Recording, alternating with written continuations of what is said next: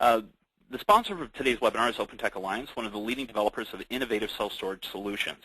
The company produces and services include 6 models of Insomniac kiosks, Insomniac Live Call Center, and Insomniac Self-Storage Network for online self-storage reservations.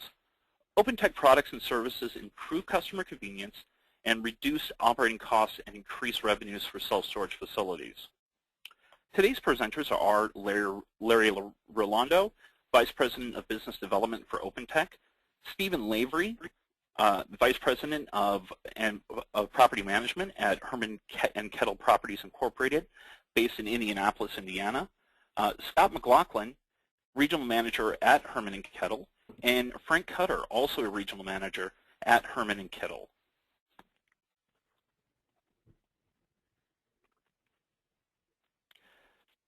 This year marks the 31st anniversary of the Mini Storage Messenger, which provides self-storage industry with in-depth news and information about timely topics and the latest industry trends.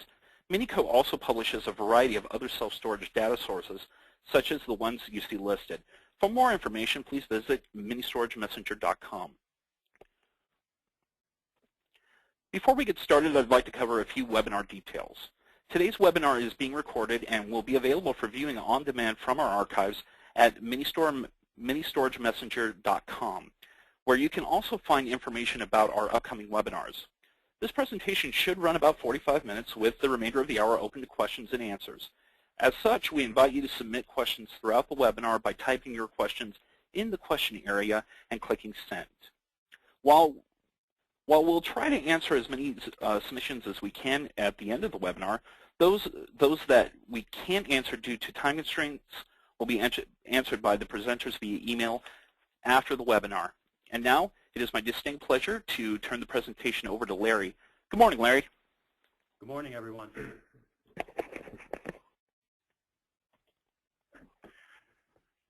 Well, certainly on behalf of OpenTech, I'd like to thank Minico for providing this platform and giving us the opportunity to share some insights on how to actually run a storage facility with a single manager. I'd encourage you to go to their website and look at some of their upcoming webinars, as these are conducted on a monthly basis. When you look at how to actually achieve or accomplish running a storage facility with a single manager, it's very easy for me to share with you the concepts. And that is, we certainly would encourage you to build a good functioning website, deployment of self-service systems, and leveraging an industry standard call center to really augment or assist that manager.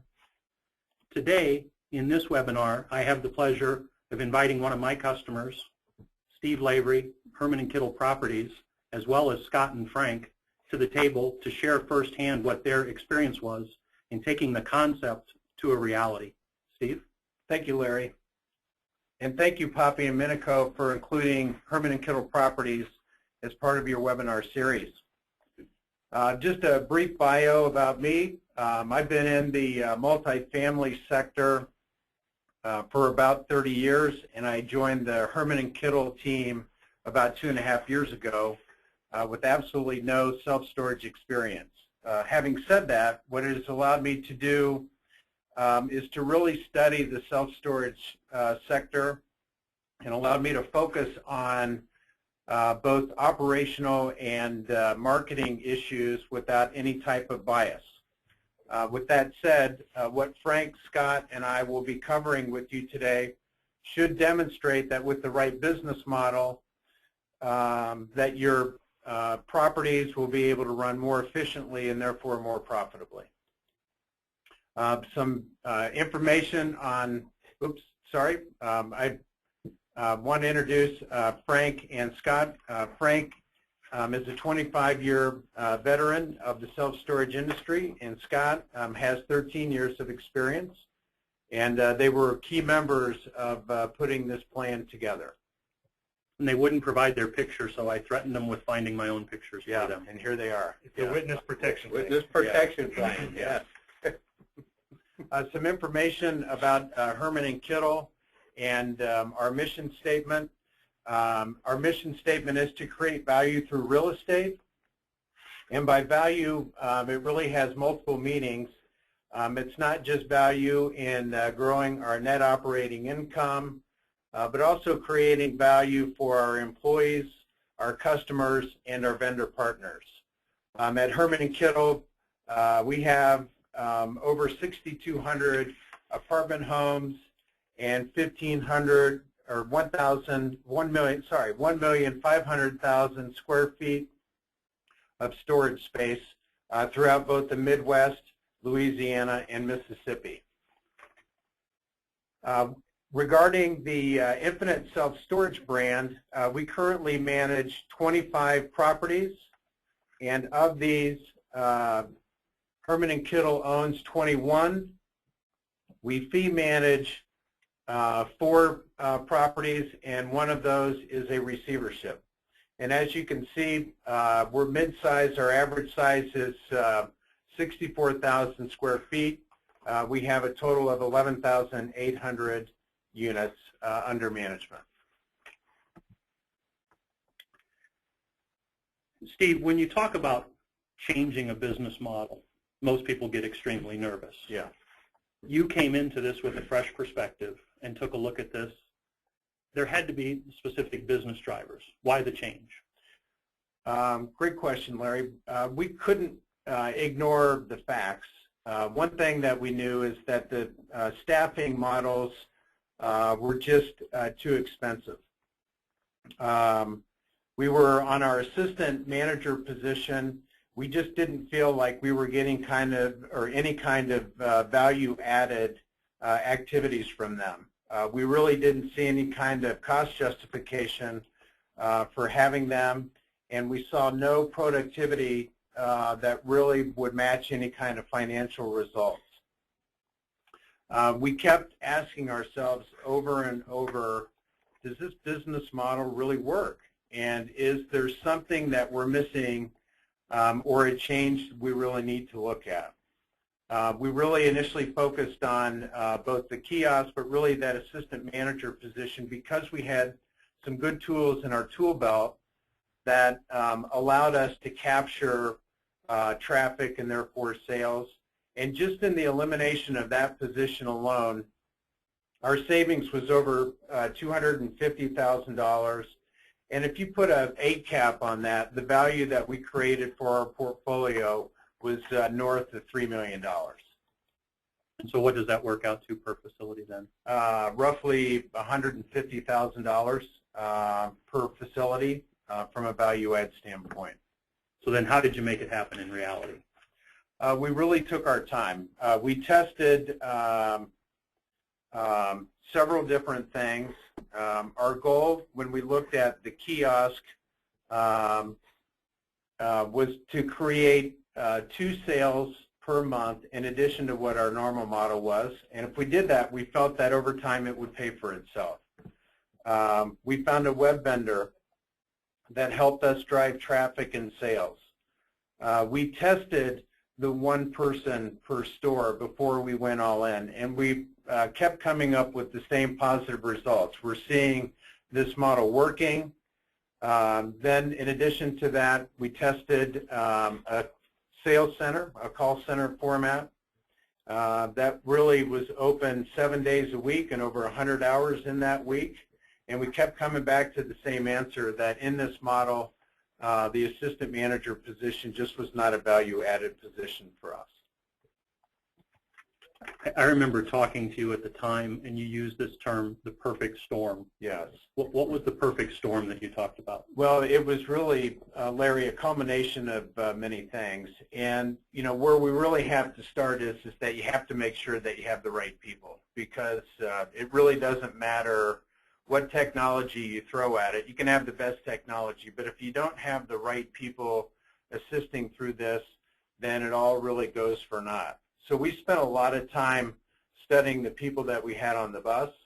What we already knew was that the kiosk and our web search engines were working for us. It was driving traffic. It was driving sales. And then the call center viability and the testing of that, so that we were capturing traffic, like I said earlier, 100 hours a week. And then, of course, when we look at the website, the ability to make reservations, payments, and rentals, and it really just all came together. The answer was perfect for us. We knew exactly what we had to do in order to make this. We had a lot of the pieces of the pie already there, and here we are today. Now I'm going to turn this over to Frank. Frank has been with Herman & Kittel for a number of years and was really at the beginning of initiating this business model. So Frank? Yeah, it's interesting. This is not a 100-yard dash by any means. This is basically a marathon that we ran. You will see shortly the entire timeline, but I wanted to kind of walk everybody through what we did, why we did it, and the changes that occurred because of that. So in May of 2008, after a great deal of discussion, meetings, research, we developed or deployed our very first kiosk at a new location that was under construction in the Chicago area. Okay. Our goal with that store was hopefully to capture additional rentals when the store wasn't open. And our research told us that if the kiosk rented 2 storage units each month, it would pay for itself within about a 2-year period. So over several months from that one location, we discovered that we were capturing more kiosk sales than what we had hoped. And they were coming at all hours of the day, even when our rental office was open for business. This was very encouraging to us, and it made us make a decision, and we deployed several additional kiosks in November of that same year. Following a loss of a manager in a community where we operated 3 locations, we promoted a shared assistant manager to manager and made a decision to not replace the assistant and to test these properties with 1 manager per property. We evaluated this new business model over time and found that the stores did not suffer at all, especially operationally and financially. And based on that test model, we made the decision to expand this new business model throughout our entire portfolio. In March of 2009, we eliminated or removed the assistant manager position entirely and began operating our stores with a single person. To enhance the operation of the stores and to provide extended availability for customers to speak with a live person, we tested 5 locations with the Insomniac Live call center and rolled out the entire call center to every store a very few months later. With these 2 interactive enhancements, the kiosk, the call center, we wondered how far we could take this from here. With both the kiosk and sales center interacting with our stores, our next step was to look at even more efficient ways of operating our stores. So how about operating stores with a single manager? Anybody thought of that? The idea came to us as a result of losing a manager in the community where we had 2 stores in relatively close proximity. It was an opportunity to test and operate 2 stores with a single manager, which we put in place in August of 2009. We tested this new model for several months and then made the decision to take it one more step. We recruited a seasoned and professional property manager with multi-store experience and began to operate 3 stores with a single manager in March of 2010. After 6 months of this 3-store business model, coupled with the 2-store business model that we currently had in place, in October 2010, we adopted the multi-store 1-manager business model and combined 2 stores in close proximity to others with a single manager. there were stores where this model didn't work. Those in satellite locations and those stores that were too big to combine with another. Staffing has reached its elasticity point. The model has been embraced by employees, and we will continue to monitor and evaluate this new business model. The process, as I said, is not a 100-yard dash. It's more like a marathon. It wasn't an easy transition. We encountered many challenges along the way, but at the end of the day, we are confident this business model will work for our customers, our company, and our investors.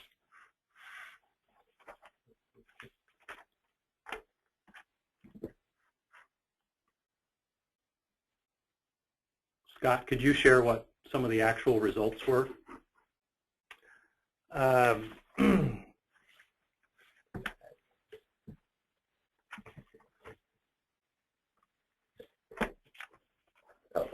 There we go. We've got the timeline up there. This is just a picture snapshot view of what the timeline looked like over the course of 2 years, going from roughly 1.8 people per store down to now we are actually below 1 person per property based on our multi-site manager position. But that just is a snapshot for everybody to take a look at how this, like to echo what Frank is saying, this wasn't a sprint, it was definitely a marathon, and we did test it over time.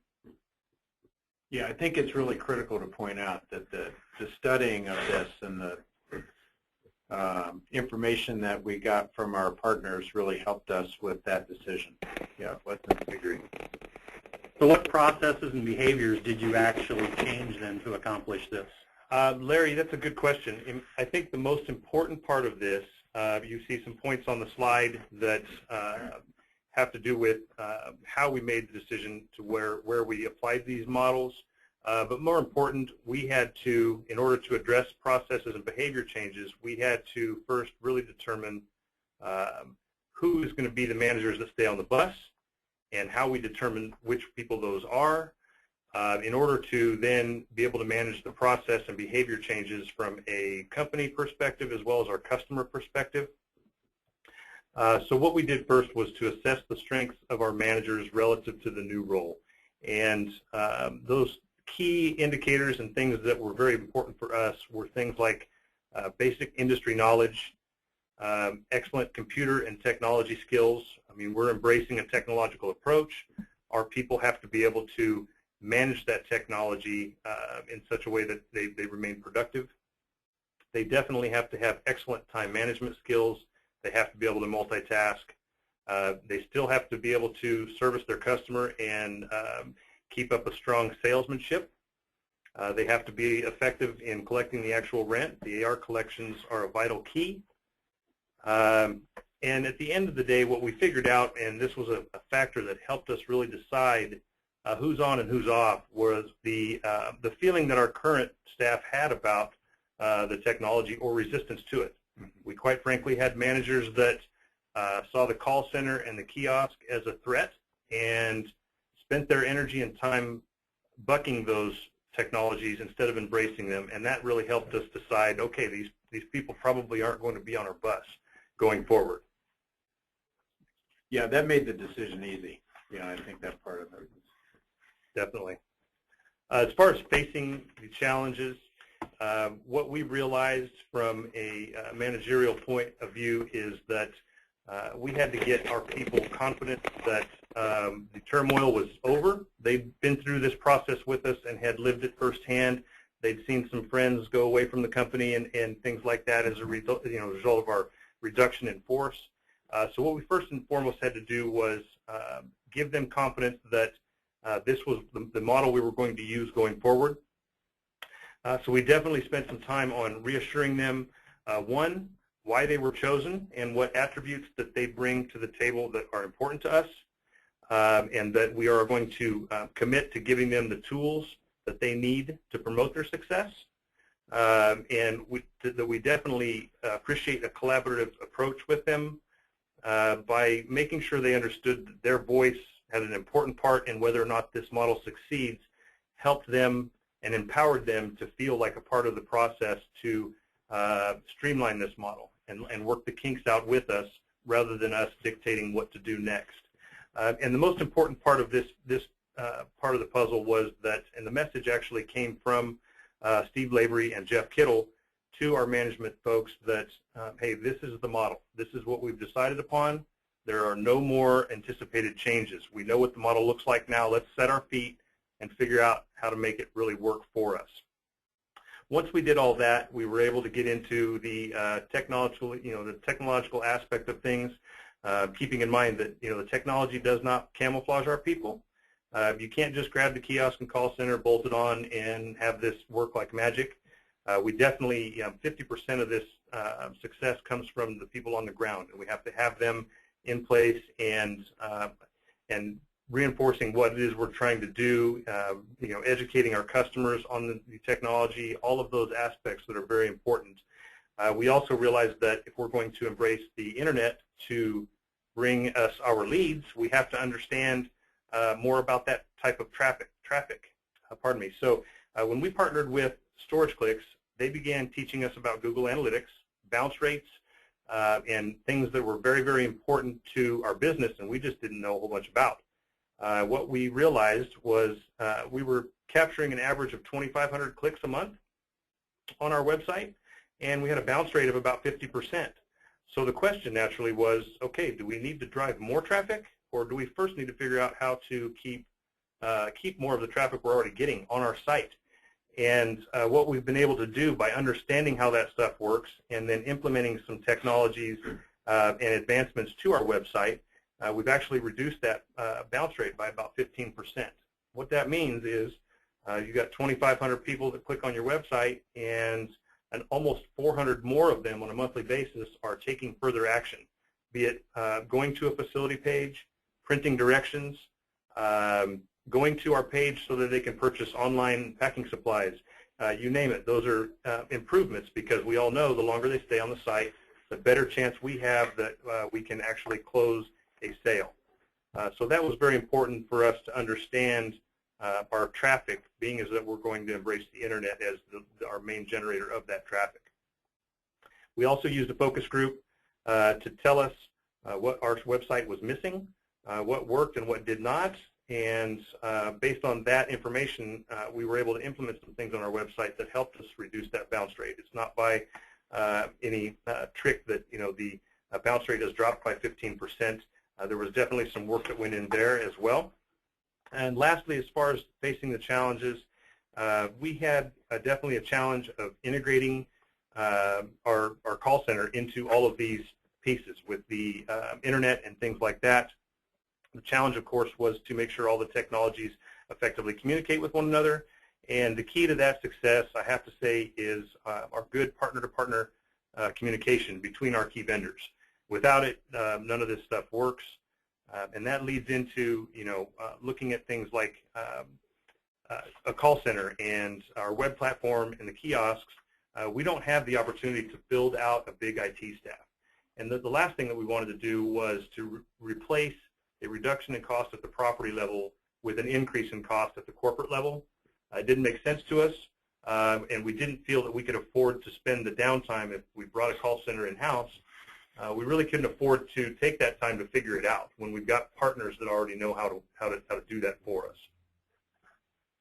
So Scott, Steve, you guys were at the front line of this then, working with the managers. What fears did you face? And Frank, I think, like I said, you were the industry veteran here. You've been with the company for quite a period of time. Yeah. What was that like on the front lines working with the managers? Yeah. Well, it's interesting. What fears did we face? Having been around the industry for 25 years, I've seen a lot of models come and go.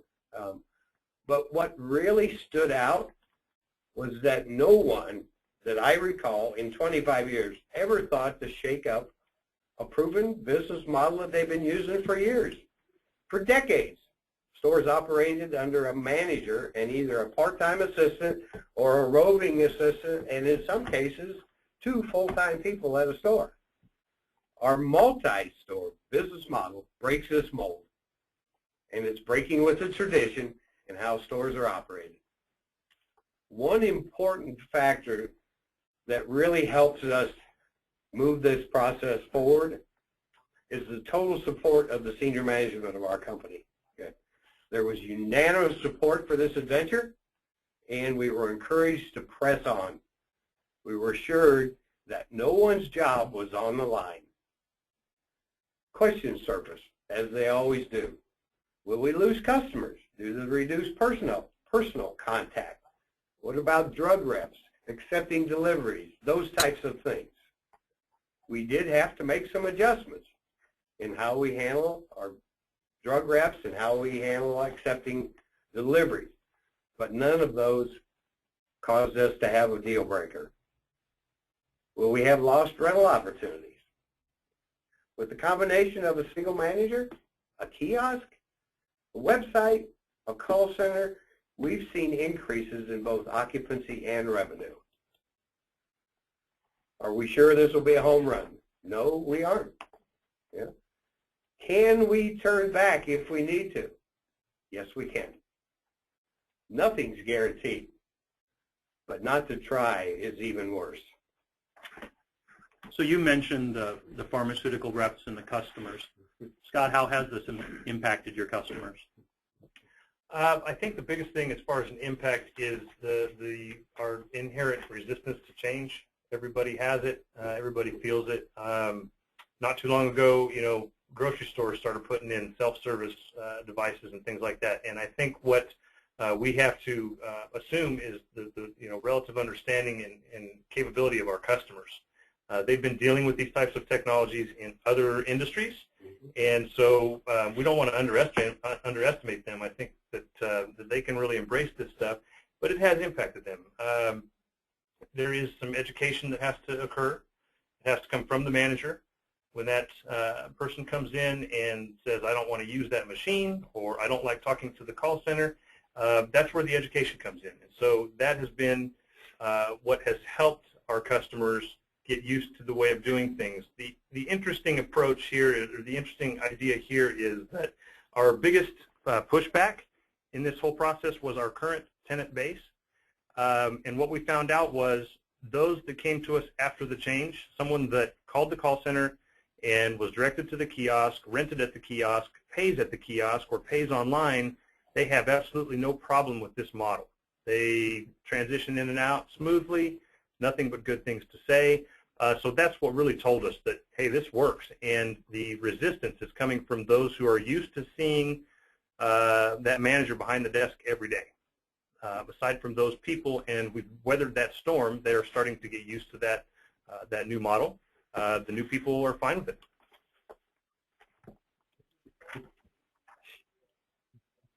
One last thing, as far as the actual write-offs go, because of this new model, we've had more of a no-hassle experience, but the benefit on our end is definitely we've seen a reduction in concessions as far as write-offs go through late fee waiving, concessions at the front end at the point of sale, and it's to the tune of north of $100,000 in annual savings that we've recognized, just as a side note here. Actually, it's an increase in total revenue. Yeah. Is what it meant up. So it definitely impacted our revenue stream. So these are the actual results you've seen year over year, and for the audience's sake, what we're looking at here, when we say year over year, if a kiosk was deployed in May of 2009, we looked at May of 2009 to December of 2009, and then May of 2010 to December of 2010. And as you can see, transactions through the kiosk were way up. That's an actual result. Why do you think this happened? It's interesting because this totally really surprised us. We weren't expecting that big of an increase, but the results speak for themselves. We couldn't argue with them. So why are they significant? What's happened? A big portion of that is, I think, the embracing of our management folks at the store level on this new model. The addition of the kiosk, definitely you can see what it's done. And these are your stabilized properties? These are our stabilized properties, yeah. These do not include any of our leased-up properties. So basically, it's properties that we can measure the results of complete year over year. And the sales center enhancements to our business. consumer awareness continues to increase through our website. But most important, the customer now sees the value in the way we conduct business. All have attributed to these results. And it's a pretty compelling picture when you look at it. Okay. You probably also face the reality that when the kiosk was first deployed, some consumers didn't know it was there. They didn't know it was available to use. Absolutely. So some of the 2009 reflects the initial ramp up versus by 2010 you were in production with it. Correct. I mean, and there were people who would walk into our stores and say, what is that thing in your wall out there? So, and there again, there's the education process. We walk them out, show them that it won't bite, if you will. They feel it's a ATM machine initially and want to know how they get money out of it. Where when we tell them, I'm sorry, all you can do is put it in. So, yeah, I think also that what this was telling us, because we knew that the sales were coming any time of the day, right? So when we were on the one-to-one model, the one thing that we also knew that was missing was the marketing outreach for the manager. And these statistics gave us great comfort that when they were out doing the marketing, when you had the kiosk and the sales center, they've got Blackberries, we knew the store was going to be covered. So it was one less thing that we had to worry about because the store was open virtually. When we talk about this, what we're really talking about is providing that assistance to the manager with the elimination of that position. And so in conjunction with that, you deployed a call center. What has the results been? Yeah. Yeah, this is staggering, actually. Yeah. So what we're looking at here is the average number of calls per month that you were sourcing through the call center now, rather than to that assistant manager at the facility. Correct, and that averages 4,000 calls per month. That's pretty staggering to think that in the old business model, a manager and assistant are not going to be able to handle that kind of call volume, so there are going to be lost calls. Well, I think another piece here, there's a couple for me, and one is that for the first time we really got our arms around what kind of volume we were really getting. Because if you've got occupancy problems, you may not always get to what kind of traffic volume that is really there and is alive that may point to a sales problem. And if you have a sales problem, nobody's going to own up to it. So that really helped us. Plus, you know, again, as you were talking about, Larry, the assistant to the manager, what we knew is statistically only 1 in 11 people leave a voicemail. So when we saw this, we're like, so where are they going? Right? They're not leaving a voicemail, so that they're right down the street talking to a competitor. And this allowed us to capture that missing traffic. And again, I don't think it's a coincidence that when you look at this and you look at the other points of sale, that our occupancy is up, our total revenues are up, and you know, life is looking pretty good right now.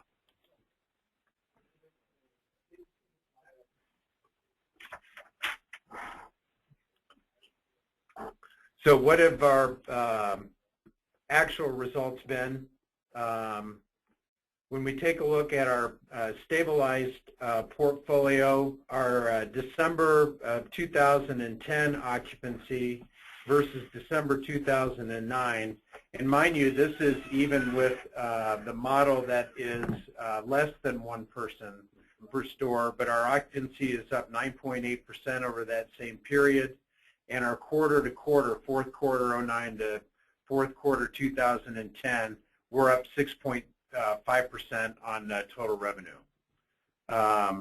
Again, just as we saw on the one graph, the year-over-year kiosk sales up 251%. And again, I think a lot of that is Scott and Frank not giving up, right? So a manager would resist it. They just kept, you know, it's here, we have to embrace it. It's here, we have to embrace it. Will we lose customers? We talked about that. We haven't really seen where we've lost it. If we have, you know, I'm not sure it's of any kind of measurable result with it. One thing that we could always do is we could turn back if we wanted. But I think that the results that we've seen so far are really pinpointing that there's no turning back. We are in this model, and and it's happening for us. We're not force feeding it; it's happening. And then again, when we look about the busy season, we tested it during the busy season, and you know, we haven't in the 2 test models that we've done, and then almost for a full year, and we're not seeing any kind of loss in anything, whether it's occupancy or total revenues, our new model versus the old model. To that, Steve, I'll just kind of in echoing your comments, as far as scalability, definitely yes. When you look at the call volume that we're going to see in the coming spring, if we're looking at the old model, if both lines are busy and that third call goes to the voicemail box and only 1 out of 11 are leaving a message, that third caller is potentially lost. Same thing goes for the third person that walks into the store, provided that happens to be a day that you have both of your employees at the site. And with this model, scalability is definitely possible, because regardless of volume, we know somebody is going to pick that call up and get the message that the unit is available at the kiosk or to be reserved online, and we feel much more confident in being able to capture that customer. And if I might echo something that Scott said too, with the call center picking up a lot of our phone calls for us that potentially we would have missed, we also have a way of communicating almost instantaneous with the manager if there is a sale, and potentially large one, let's say. All of our managers now have BlackBerries, and the call center immediately emails our managers with a potential customer, a new client, that type of thing, and they can immediately respond to them. So that has really helped us tremendously in our business model. So we're going to recap the key points of the presentation. First off is the negative return on investment that we really saw with the traditional assistant manager's position. Study it, see if what their pay is you're getting out of it. Again, one of the ways that we looked at it was how many units, period, did they have to sell in order to justify salary expense. We took our time in point number 2. This was not something that we set out with an end date that said by the end of 2009 we're going to be all in. We had to study it, we tested it, we communicated, we talked, we listened to the employees based on their experience, and really build a model that we think supports what we're doing here. The technology side, it can provide not only a better but a more efficient way of renting a storage unit. Number 4, and it you know, really from a points of emphasis, the right people on the bus is number 1. An interesting story is when we were going through this, and Scott and Frank had to manage a lot of the undercurrent with, you know, the technology is going to replace your job. What convinced us that this was the right model was on the test properties that we were doing this on was having the right people inside the model that gave us comfort. We knew the technology part would be fine, but the people side of it was something that we really studied and studied very hard, and we spent a lot of time on it. When you do a reduction in force, that's really, really, as a manager, one of the toughest things that you have to do. But we're very serious about, you know, this model and making sure, and we've got some great people that are really proving this model. And then again, you know, just what assistance you're providing the manager that will help drive results for each of their individual stores and then collectively for our portfolio. So what's the future hold for us with Infinite Self-Storage? Several things, and points of emphasis, the 3D estimator. Again, you know, we took a look at what some of the big boys are doing here and how they go about attracting people to stay on their website for a longer period of time. And so we created our own 3D estimator. And I don't think it's any coincidence that the time on our website is improved by 1 minute and 3 seconds because it does coincide with when we put the 3D estimator out there. And, you know, again, as Scott emphasized, the more time that a consumer is on your website, the more apt they are to make that experience a positive experience for you on the sales side. A couple other things. The website chat is something that we're looking at. We're constantly looking at our website to see and to make sure that the consumer's experience is efficient and gets them what they want.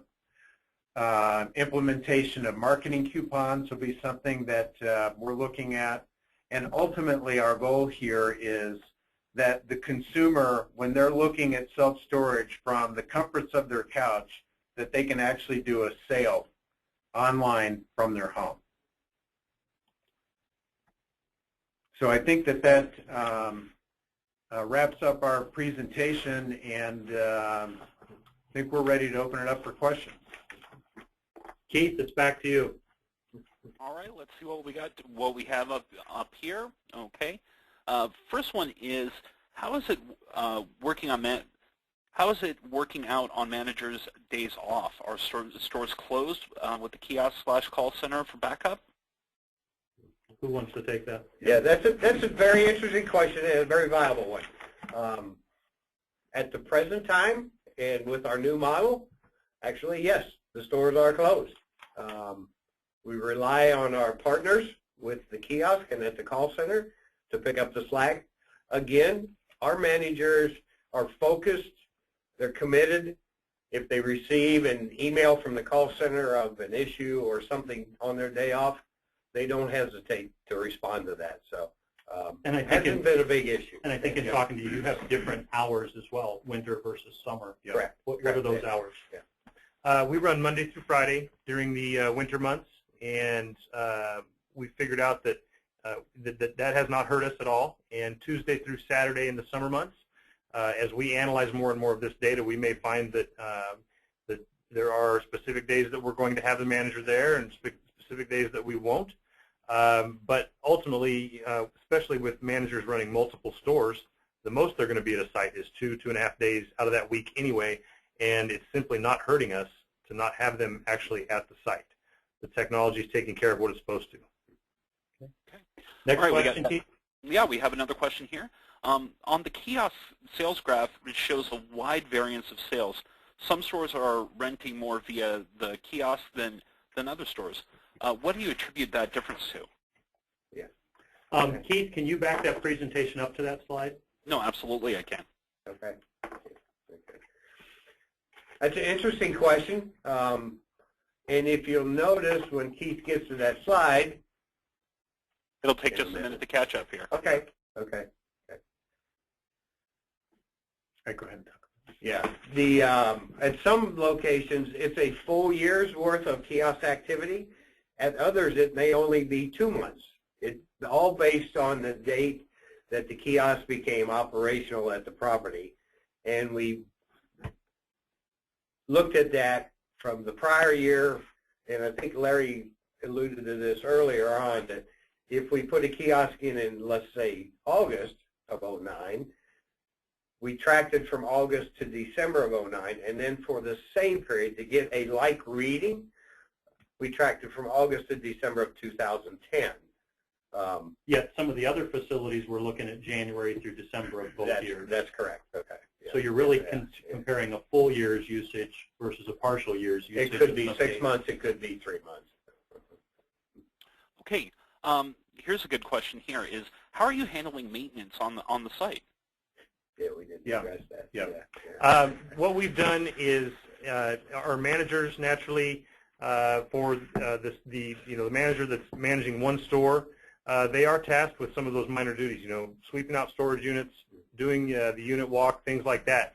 But what allows them to do that is that they can feel comfortable in walking out of their office and locking the door and going out and doing what they need to do, knowing that that phone in their pocket, if an emergency pops up, they're very quickly in touch with the customer or the new customer for that matter. What we've actually done at our sites where we are basically employing the multi-site manager role, we do have a part-time maintenance person assigned to those 2 specific stores. So there is an actual person now that is tasked with making sure the kiosks are maintained and going out and doing the tedious tasks that are time-consuming so that our manager can stay in the office and focus on collecting rent, things like that. So daily walkthroughs, those sorts of things are now handled by a part-time maintenance person cleaning out storage units and such. And they are included in that Correct. Correct. current average number of employees too. All right, I have another question here. What information can a kiosk convey to a customer specifically? Go ahead. Just about anything that we want it to. We have the kiosk folks have done a good job of making it a fairly simple operation. But when you add to that you can press the button for help, and the agent can grab a hold of that kiosk and take control of it for you if need be and walk you right through it. It conveys all the information right on the screen, and you then are going to get your lease agreement, which outlines all of the legal logistics we have to communicate. They can have it print right there at the kiosk. They can have it emailed to them. We have the ability to get all the necessary information to them that we need to. So I would add to I would add to that they'll view the lease. They have a map of the property. They can see all the units and sizes that are available, pricing. You sell insurance or as well through your property. Dispense the lock and then provide the signed agreement as well. Correct. All right. Next question is regarding to the Blackberries. Do you compensate the managers for responding or handling things on their days off? That's a good question. There's laughter. There's laughter here, so I'm anxious to hear this one. Okay. Yeah. Frank, go ahead. No, it's interesting. All of our managers are salaried. Okay, so there is no restriction on hours worked. We haven't had issues at all with this. We do ask that our managers, when they go on vacation, we do ask they turn their Blackberries off, because when they're on vacation, they need family time or whatever they have, and they don't need business time. But we also have a manager of another location actually fill in, and we forward emails to the person who's standing in. So it hasn't been an issue at all for us. Okay. Yeah. And most of our folks embrace it. Okay. Excellent. We have a lot of questions here, guys. So what is the economic life of a kiosk, and what is the monthly cost of a kiosk?